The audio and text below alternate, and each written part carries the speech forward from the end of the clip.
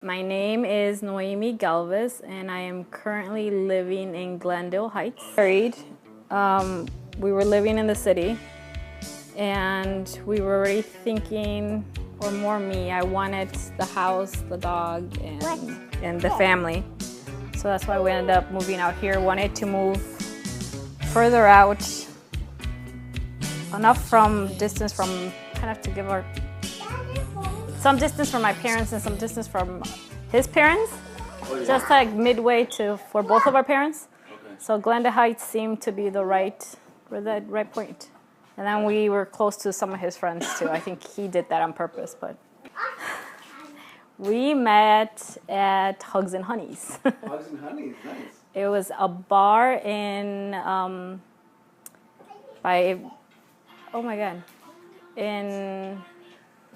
I can't even remember the name. Well, it's in the city, okay. On Wheat Street, somewhere in that area. Okay.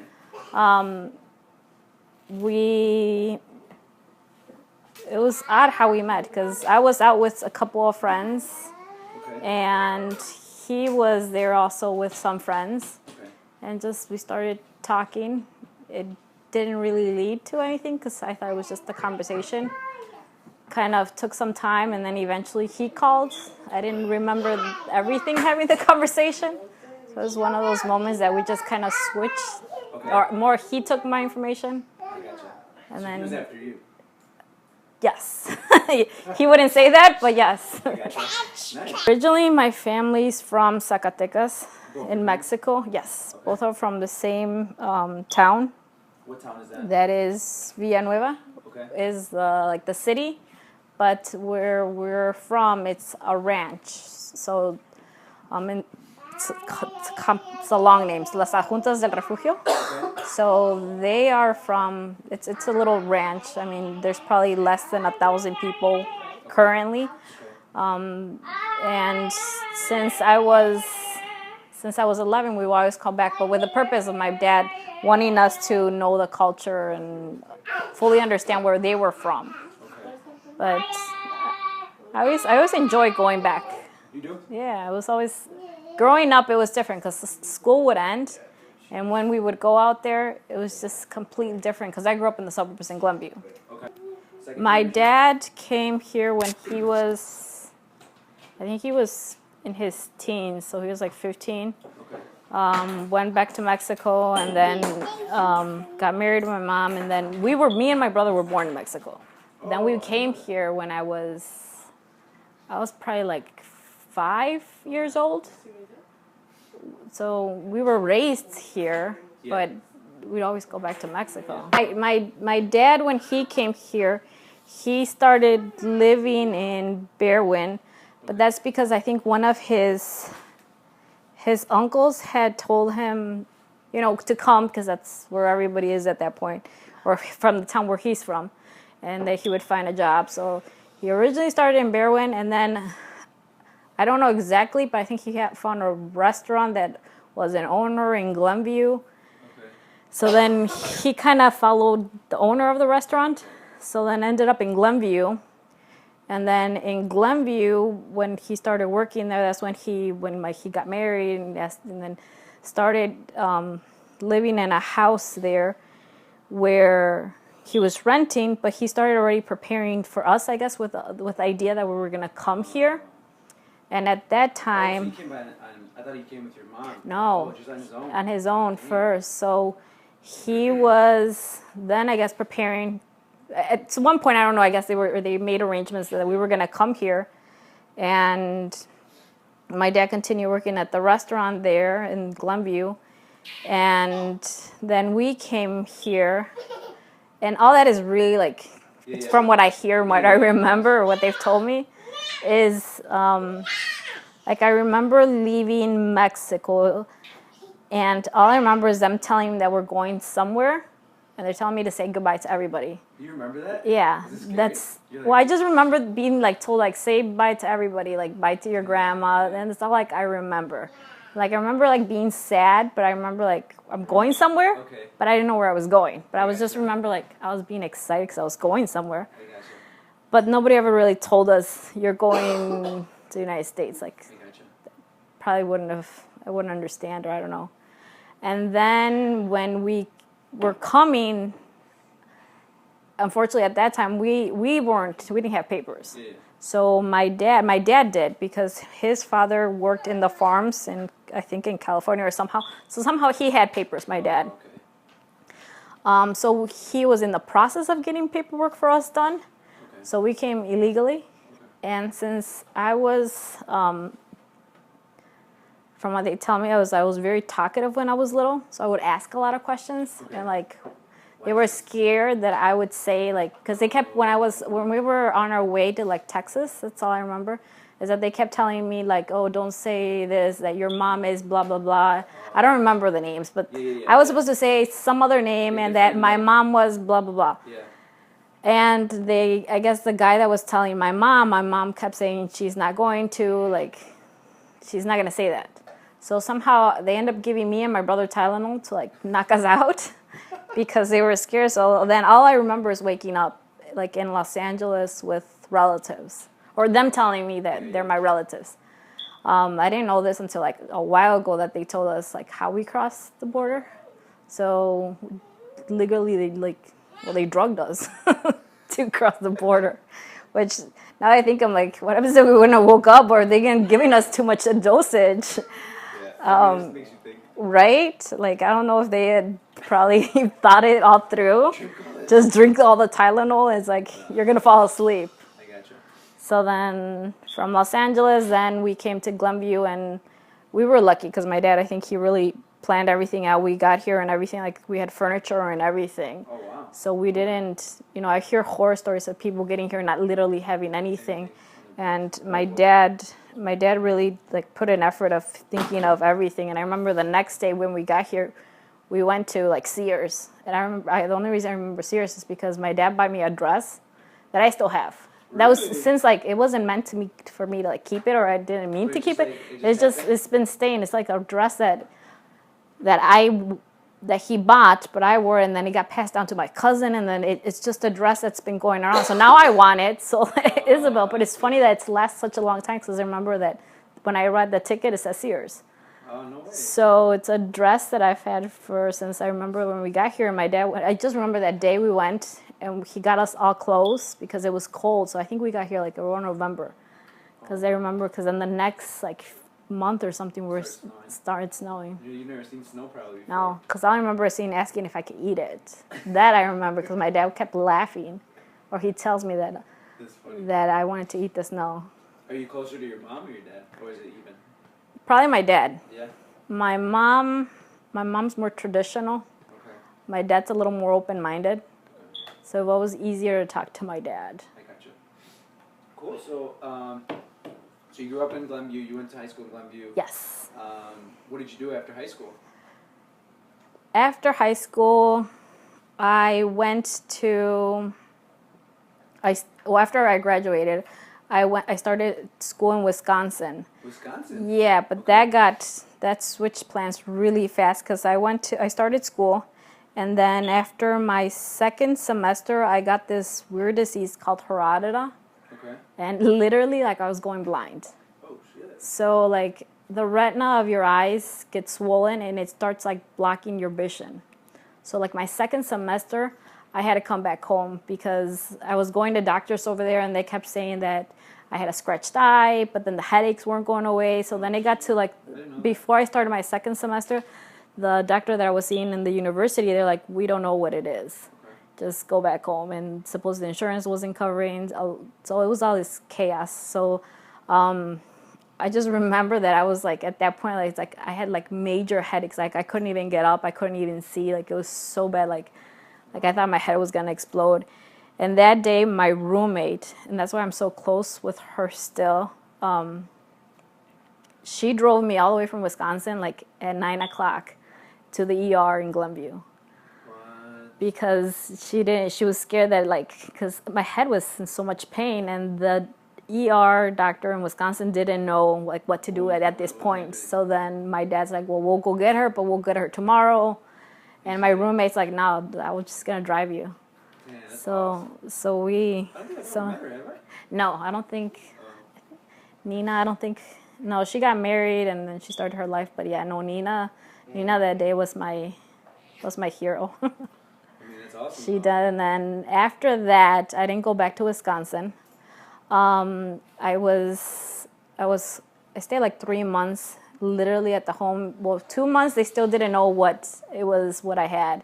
So literally, I was going from doctor to doctor until they finally diagnosed me what I had, or they figured out what I had, and then they had to start like. They weren't sure it was gonna work, so it was like steroid that they were putting shots in my eye. So I was like experimental because they didn't know if it was gonna work. Holy cow. So I don't even know the statistics, but supposedly it's like a really rare case at the time where, because I remember even when we were going to Evanston Hospital at one point, they were having other doctors come to see what I had, and they were asking for permission to have other doctors see what I had. Like it was so rare. Right, Like, that oh, check all this doctors, out. yeah. So I was like a guinea pig, but I guess I mean I was on so much drugs I had no idea, but I still remember because it was Dr. Purnell, and he kept asking me, he's like, it's okay, other doctors see you, we'll get you breakfast. So then they would give me like this like whole like decked out breakfast at the hospital. I was like, get whatever you want, after like everybody's like poking my eye and everything. But luckily it worked out. The medication worked. It did take like fully effect 3 months for the medication. You were, like, going No, I was already 20? I was graduated 18, so I was like 19. It's like there's a mix of something, a race. Right? So, but after that was scary because at that point, like, you know, I'm the first to go to college. I was really excited. And it just like And then all of a sudden, everything changed. And at that time, I think my brother was a junior or a senior in high school. So it's like I remember him trying to like help me too, because literally I couldn't do anything. And like I was on so much medication, like everything was, all those time, that was a big blur. And luckily the school in Wisconsin, they were willing to work with me to finish off the semester. But then I had to like write papers and like read, like they said, as long as you read the material, you'll be able to finish it. So my brother was the one that was actually reading the material for me. And then I was answering questions over the phone for like professors, and they passed. No way. That way, yeah. So, Yeah, that's awesome. but my brother really helped out that semester. Otherwise, I probably would have failed. I got you. And then, fortune is my Miss Masa to let me do all that. Who was that, Miss Masa se llama. So she, I guess they let me do the test, and then she sent it or gave them to my professor in Wisconsin, and then somehow I ended up with A's and B's still. Wow. Yeah, without That's like, impressive. thanks to my brother and some people that helped me, like just verbally reading the material to me. So what were you studying over there in Oh, it was just my undergrad? it's just my undergrad, so it wasn't like still a major, I gotcha. but it was. I mean, it's like I'm the first to go to college, Yeah. and I was so excited to like literally like it's my college experience. Like I was so ready to like take on the world. and then all of a sudden this happens my second semester. So I was so like I was so honest. I was getting to a point I think I was depressed. Like, what am I gonna do with my life? Like, if this doesn't get better. And I mean, my eyesight was coming back a little, but I still couldn't drive. I couldn't like see distance. Oh, really? Like, yeah, no, I couldn't, like, literally, you know, when the TV goes black and white, like, literally, that's how I saw. Like barely, the pigments, like, you couldn't see, like, I couldn't even, like, if you were there, I couldn't even distinguish that you were there So by this your was voice. something like that? Yeah, like, little, like, within a month, it was just, like, literally my vision was going away. And I just remember, like, once, because, like, well, my parents had to go to work. My brother had to go to school, and so did my sister. So I was left at the house by myself all day. But so I was sleeping most of the time because the pain still wasn't going away from the headaches. So I was just on so much drugs. But I remember, like, this is where that point that it just kind of, you know, you always have that moment, that kind of like epiphany moment, kind of like the aha moment, kind of like, wait, what am I doing? So I had to, like, all I remember is, like, I had to get water. I was really thirsty. And, like, I had an idea how, like my house structure was. Okay. So we have like a second floor, and then you have to go down the stairs to the living room and the kitchen, right? So I mean, physically, I mean, I remember the structure of my house. So I was walking, and I remember getting to like the stairs, and I remember like just getting to the edge of the stairs. But somehow, I don't know, I guess I took a wrong step. I literally rolled down all the way to the stairs, like completely fell. And then like once I got to like the floor and I hit the floor, I'm like, what the, like, it's just that moment of like, what, yeah, like, I just, like, why didn't I ever count the steps? Why didn't I ever, think about just how many steps does it take to go upstairs to my room or to go downstairs? And that moment that it's just like, okay, I can't live here like this. I can't rely on my brother. I can't rely on my mom, because I'm here by myself. And like, if I would, like, something happened, I would have been there on the floor, like, until somebody got home. So it was that moment of like, I started crying, like literally like bawling, crying, thinking, I'm like, what the heck? Like I'm going like blind. Like, what am I going to do? So then I just like, at that moment, it's kind of like, well, then I have to like either figure out how to read Braille, or like I have to do something more. So then I started having my brother help me look up like local colleges. So then I applied to, because already by then the semester already had ended at Wisconsin, so I wasn't going to go back, or I couldn't go back at this point. And so my brother, I remember having him look up colleges for where I can go. I applied to like DePaul, I applied to Dominican, and St. Xavier, I think I applied. I don't know, I applied to all these like Catholic schools, I don't know, for whatever reason, thinking that they'd be more like understanding of my situation. Gotcha. None of them except Dominican. Really? So DePaul, the first thing that I got the letter was, I remember even talking to a counselor. I explained to him the situation. He's like, well, you only got your first semester, go to a community college, and once you finish community college, and try to transfer back, and then, we'll try to make arrangements. I don't remember what happened with it at St. Xavier, but I just remember not getting accepted or nothing. And at Dominican, I got a letter saying just like, please contact... contact, like, I don't know, just contact Dominican. Like, they didn't say yes or no. They just said to contact Dominican, right?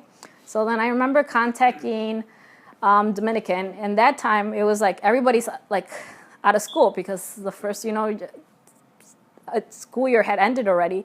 So then it was like during the summer, that's all I remember. And I ended up going to Dominican because they told me to come in to bring in my transcripts, because I already had explained to them the situation, and that I already had talked to the doctor to give me a letter explanation of what was happening. So I remember going to Dominican, and... Well, how? You couldn't even see. Well, somebody drove me there. I didn't. No, but still, like, even walking around and stuff, like... Well, somebody had to take me. That's all I remember. I ended up going... Somebody took me to Dominican, and when I got there, like, I knew I was going to the admissions office. That's how far as I can remember. But you don't like remember seeing anything? Well, I could now. This was already like 4 months into me getting better. Oh, like so it was yeah. Like I could distinguish now like images and things like that, but I still couldn't see 100%. Like if you were to put a book at me like this close, I still wouldn't be able to like read it. Okay. So, but I still couldn't drive. Like if once it got dark, like it was pitch black for me. So once I got to Dominican, I got to the admissions office. I met with Sister Melissa. Until this day, I don't know if she remembers. I haven't had the opportunity because I have gone back to Dominican for events. And I remember meeting with Sister Melissa. And the first thing she says, "You're Noemi, right?" And I'm like, "Yeah." She's like, "Oh, I heard about your story and blah, blah, blah." And she just hugged me. She's like, "We're going to do everything we can for you to start Dominican." Oh, my God, that moment, I was like, I'm like, oh, my God. Like, I'm going to be able to go back to college. So I didn't lose, like, my whole year. Like, so I started off my first year in Wisconsin and then finished off, like, my semester. And then... So it would be my sophomore year, I was able to start off. So I finished off my freshman year at Wisconsin. And then my sophomore year, I got to start at Dominican. And this was all thanks to Sister Melissa because she was so understanding of my situation. And I explained to her, everything that had happened and that, I was so eager to start and whatever I needed to do. I just know it's Sister Melissa. She's a nun. I don't know. Okay. But maybe it would have been a good thing for me to know, right? But all I remember is just when she says, like, we're going to do whatever it takes for you to get here. So to me, that was that moment of like, oh my God, I'm not going to have to waste, because I didn't want to waste my sophomore year. Like, I already had done my freshman year. It's like, even though I couldn't do a lot of stuff, as long as I got the help, like, I'd be able to do my schooling or finish classes. So at that point, she just really worked with me, and they accepted me. And that's why I'm so thankful, because, and grateful, like, just everything that I've gone through to get there, and for them to tell me, yes, we'll help you out. And I started classes, and my dad figured out a way and everything, because originally they were going to drive me back and forth, but it was just way too much. So then I ended up living in campus at Dominican.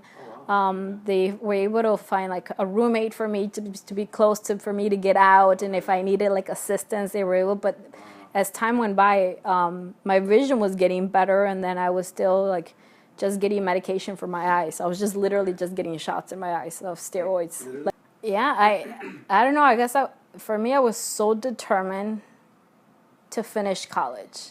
Like, even the idea that, you know, because everybody always say, you know, if you go your super senior or you go your fifth year. To me, I don't know why, and I think it's just because my dad and my uncles just really push, like, honestly, and the sky's the limit, even though it sounds very cliche.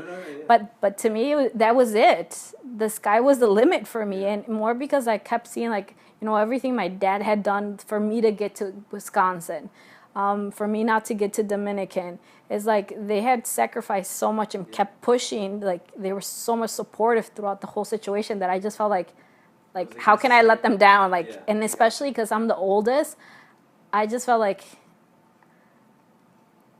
if I stopped, I was letting even all my little cousins down. I gotcha. Because it's like, if they see that I go to college, obviously, you know, maybe not all of them are going to follow in the same footsteps, going to 4-year college, but I just thought that was like, I don't know, I just felt so much baggage that I had to do this. Like, if I didn't accomplish like college in 4 years, like, I was letting them down. Like, I was just determined to set that example for them. And I think it was my dad and my uncles, because they've pushed us so much, like, you know, you guys have to do what you want, and, you know, make better of yourself, and just getting a career-wise. So I think I really just took that upon myself. And even till now, sometimes I look back and I'm like, like, how did I do it? Like, especially now that I have the girls. I did political science and sociology, and wanted to originally major something within the arts. But as a good daughter, after I tell my dad, it's like, hey, I want to do maybe the arts right away. It's like, what are you going to do with the arts? What are you going to support yourself? Like, I don't know, you know, it's all this conversation, like, I think with any Hispanic, it's like, why don't you be a doctor? Why don't you be an attorney? Blah, blah, blah. Yeah. So it's like, yeah, maybe I shouldn't go into the arts. So, you know, I started doing that research. It's like, okay, so how am I going to support myself if I go into art history, or if I do like photography? I really wanted to do something with photography. It's like, what am I going to do? So even though, like, originally that's what I wanted to, I ended up doing political science. I really did like political science. That goes back to high school, when I was introduced to, like, actual politics that I didn't know, like, you know, like our Latin America politics and all that. So since then, and then it's funny, but my grandma, like, she was very political. So she was always the one that was, like, telling me everything that was going on in Mexico with politics. So then since then, it's just like, little by little, I did start, like, wanting to know more, and, like, wait, so why is this, why are they voting this way? What happened this, and what's the outcome of this? Like, so little by little, I just started learning more about it, and I found an interest. I like it. Nice. And so I don't know, that always, to this day, I mean, I love going out and talking to people, because you come across so many interesting people, and once they get, like, into that conversation of, like, well, I'm not voting for that person, and then you're like, well, why? Like, not that you're trying to, like, convince them that they have to vote for that person, but it was like that like if you found that good conversation, kind of like, so why are you not even voting? It was always interesting. I love seniors. Seniors are the best. And they're talking about like there's so many. I think they're so willing to tell you their life story and explain to you why they're voting this way. Yeah. So they have actual proof, background and all that. Well, some of them. Some of them are legit. Some of them are made up, I want to say, but but I think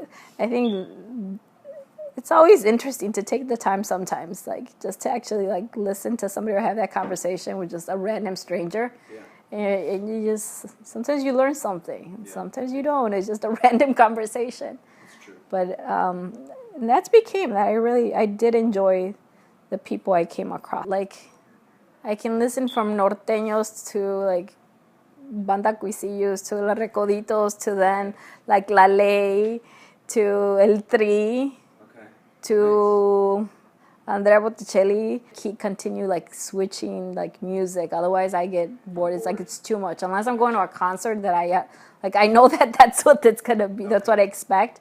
But I can. I think you can put me in anything, and I like it. I'll find an interest in it. Do you have a favorite book or author? A favorite book, probably los Cuatro Acuerdos, or the Four Agreements. The Four Agreements. What's his name? Can't think of the top of my head now.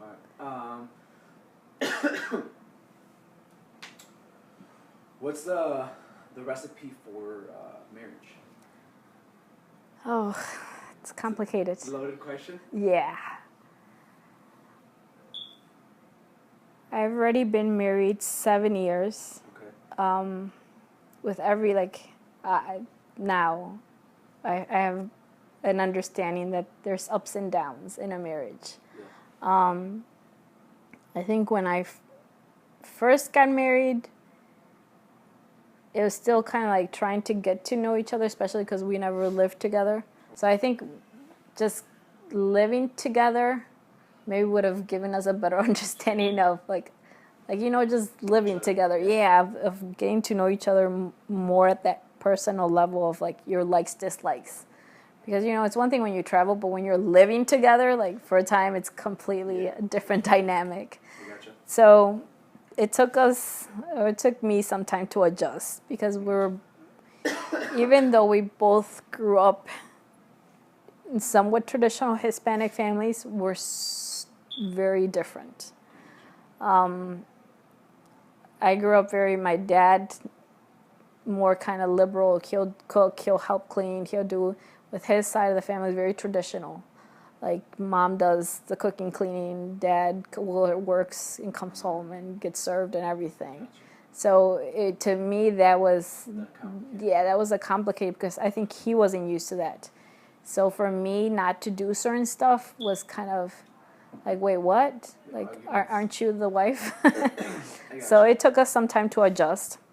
But like any marriage, I think it just becomes a whole communications of like trying to understand each other. And I think that was a big learning process for both of us. When I was working, I thought I was going to focus on career. Gotcha. I really did think that maybe I was going to have a kid. Okay. I think I've been always very stubborn and kind of like my way. Okay. So they would always tell me that, and then like my family would say that I probably wasn't going to get married because I was stubborn and I wouldn't give in to a lot of stuff. So, like, even when I told my mom that I was getting married, my mom was, like, a little kind of like, are you sure? Like, you want to get married? Because I didn't think, I don't know, and I didn't think I wanted that life yet. I wasn't sure. But then when it kind of happened, it's kind of like, okay, it is what I want. I am happy that, and then when we start, like, towards as time went by and we started communicating and working more on our relationship, being married, it was like, the next step. Do you have kids? Yeah, so then, it becomes a whole another conversation. It is just like, it's always like an endless conversation. Like I feel like there's no like like here's the key to marriage, or here's the like, instructions. Just like an overall. Like, Yeah, it's like an endless process. Like, okay, we finally figured out how to live together. Gotcha. Okay, we're gonna have kids. Actually, no, we got the dogs first because everybody kept telling us get a dogs because that's gonna help you, which it did because then became the whole responsibility. Gotcha. And then we had Isabel, and then there's like, well, maybe Isabel needs a sister. So then we had the second baby, and then now it's like, well, now you need a boy. It's like, no, I'm done. But for our families, it's like, no, you need a boy. But I'm like, no, I think 2 is a good number. They'll both. I think at this point we're both kind of in understanding that with 2 children, especially where we're at, and with career-wise, I want to still pursue career and do something. If I have another child, it gets complicated, What and do you then want to pursue? Do you have an idea? I don't know now. I've been in the past maybe 4 years, kind of trying to figure out what I want to do career-wise. Right after I graduated, I ended up doing my internship with a U.S. representative. That turned to a job, which I was fortunate, and worked there for 7 years. Awesome experience. Just working actually within, because a lot of times we graduate and we don't end up like going into the field that you kind of, like I remember like when I graduated, even my professor was like, well, hopefully, you'll be able to use your political science degree. And, it is like you think that like, you can conquer the world right after you graduate. It's like, I got this diploma. Now I can go save the world. I can do whatever I want. And then you start hearing like other classmates like, yeah, I haven't been able to find a job, or I can't do this in political science, or, I've been trying and I can't get it. And I just think for me, it was just the right person I came across at that time that they like who I was. It really came down to, I don't believe in luck.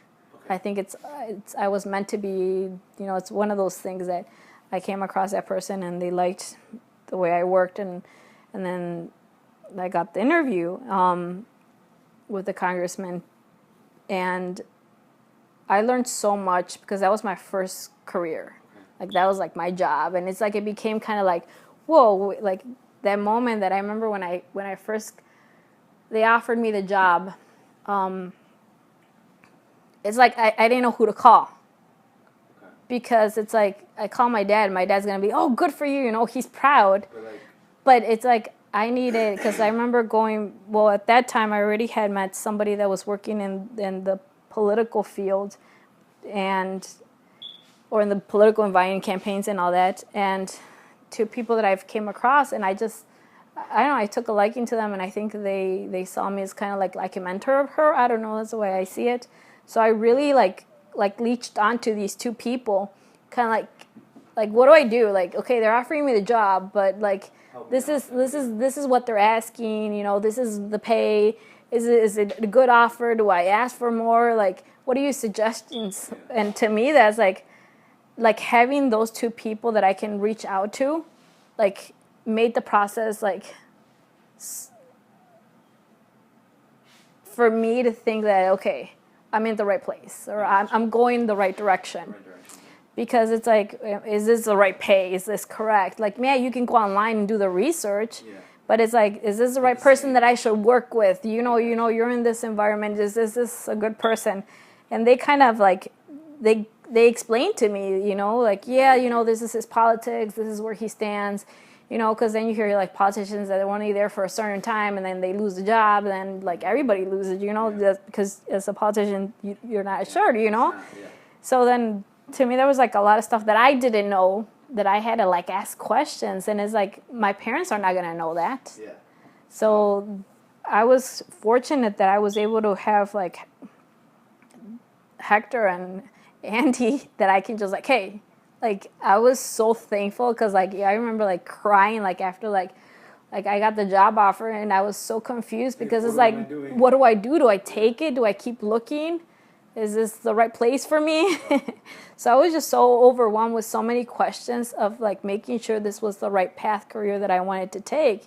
Because at that time when I graduated, I wanted to go into law school. So I'm like, okay, I think you have to be true to yourself. I think that's my biggest lesson that I've learned throughout everything, even going career-wise and wanting to improve yourself or wanting what is best. And I think you kind of know, like, you know, when you have that passion. So I think we have to find what your passion is, and you have to go through those kind of like trial and errors. Like I wanted to be an attorney and that didn't work out. I actually got to, you know, I did the interning. I went to a law firm, which I worked with a law firm, which was an amazing law firm. But I didn't like it. Yeah. But I think you have to go through that process of elimination, of like following your passion. So fine, you think that your passion is gonna be, you know, something, but once you get there and you're like, yeah, maybe this is not what I want to do. And that's where I think right now I'm going through career-wise. I thought I wanted to be a teacher. I volunteered a few days and with Gloria at the school, and after I did a few other classes, like, yeah, this is not for me. You know, same thing with the law firm.